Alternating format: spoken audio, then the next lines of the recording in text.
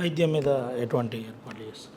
So వైద్యం మీద కూడా ఇప్పుడు మెడికల్ కాలేజ్ కానీ జీజీహెచ్ కానీ అక్కడే మీరే చూశారు. ఇప్పుడు మొన్న ఈ జీజీహెచ్లో కూడా మనం ఓటీ కూడా స్టార్ట్ అవ్వడం జరిగింది. అక్కడ సూపరింటెండెంట్ గారు కూడా దానికి కృషి చేస్తూ ఉన్నారు.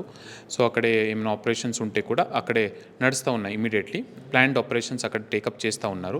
సో అదే రకంగా మనము మన డిసిహెచ్ఎస్ ద్వారా కూడా మనం చాలా డాక్టర్స్కి ఫిలప్ చేయడం జరిగింది. సో సిహెచ్సిస్లో కూడా డాక్టర్స్ రావడం జరిగింది. సో అందుబాటులో అందరూ డాక్టర్స్ అక్కడే ఉన్నారు.